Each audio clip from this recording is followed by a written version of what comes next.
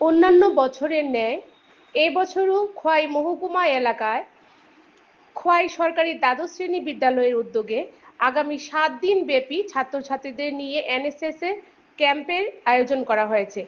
যথারীতি আজ বেলা 12টা নাগাদ বিআরসি হল ঘরে এই এনএসএস ক্যাম্পের শুভ উদ্বোধনের আয়োজন করা হলো।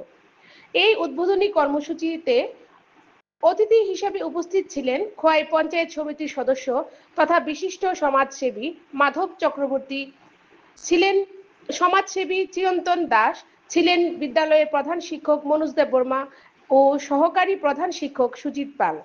সবচেয়ে বড় লক্ষণীয় বিষয় হলো এনএসএস এর উদ্বোধনী অনুষ্ঠানে উদ্বোধক আলোচনা করতে গিয়ে বলেন, ছাত্রছাত্রীদের সামাজিকভাবে গড়ে তোলার ক্ষেত্রে এই এনএসএস এর মতো ক্যাম্পগুলি একান্ত প্রয়োজন। এছাড়া আজকের অনুষ্ঠানে ছাত্রছাত্রীদের উপস্থিতিও ছিল বেশ লক্ষণীয়।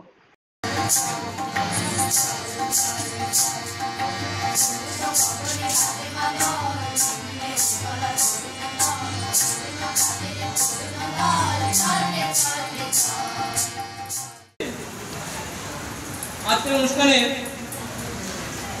এখানে উপস্থিত আছে আমাদের বিদ্যালয়ের শিক্ষক শিক্ষিকাগণ, তাদেরকে জানাই আমার আন্তরিক অভিনন্দন এবং শুভেচ্ছা। এবং এখানে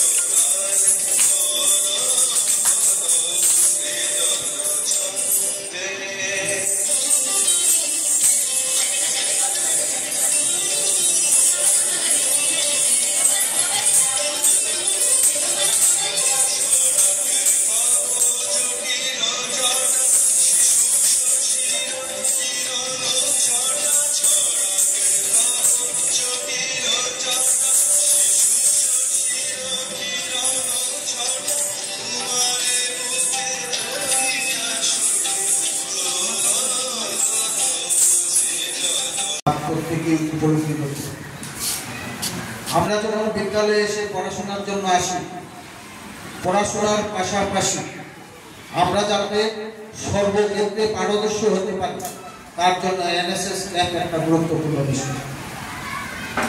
আমরা শিক্ষায় শিক্ষিত হই, কিন্তু সমাজকে কিভাবে শুদ্ধে সমাজের মানুষের পাশে কিভাবে দাঁড়ানো যায় তার যে একটা ব্যবস্থাপনা, তার যে একটা শিক্ষা, সেই শিক্ষাটা এই এনএসএস ক্যাম্পের মধ্য দিয়ে আমরা শিক্ষা শিক্ষিত হতে পারি। আমরা বাস্তবিক জীবনে আমরা যারা এখন বর্তমান সময়ে পড়াশোনার সঙ্গে আপনারা যারা যুক্ত আছেন, আমরা একটা সময় যুক্ত ছিলাম। আমরা যখন পড়াশোনা করতাম, পড়াশোনার শেষে আমরা আমাদের একটা জীবনে গিয়ে পৌঁছতাম। সেই সময় সমাজের মানুষের স্বার্থে, সমাজের মানুষের কল্যাণার্থে, মানুষের বিপদে কিভাবে মানুষের পাশে এসে দাঁড়ানো যায় তার যে শিক্ষাটুকু, সেই শিক্ষা বা সামাজিক দায়িত্ব, সেই দায়িত্ব এনএসএস ক্যাম্পের মধ্যে দিয়ে আমরা শিক্ষা গ্রহণ করি। আমি দেখেছিলাম যে 7 দিন ব্যাপী স্পেশাল ক্যাম্প, সেই স্পেশাল ক্যাম্পে কি কি করা হবে তার একটা নমুনা তৈরি করা হয়েছে আপনাদের প্রত্যেকের সামনে, সমস্ত ছাত্রছাত্রীদের সামনে সেই কাগজটি হয়তো আছে। তার মধ্যে প্রথম যে উল্লেখটা আছে ব্লাড ডোনেশন ক্যাম্প। সেই ব্লাড ডোনেশন ক্যাম্প একটা গুরুত্বপূর্ণ বিষয়। কেন? রক্তদান মানে জীবনদান। আজকে বর্তমান সময়ে রক্তের একটা স্বল্পতা দেখা দিচ্ছে। আমাদেরকে বিভিন্ন সময় বিভিন্ন মানুষ রক্তের জন্য কথা বলে, আমরা অনেক সময় অনেকের সঙ্গে কথা বলে রক্তের ব্যবস্থা করে মুমূর্ষু রোগীকে কিভাবে বাঁচানো যায়।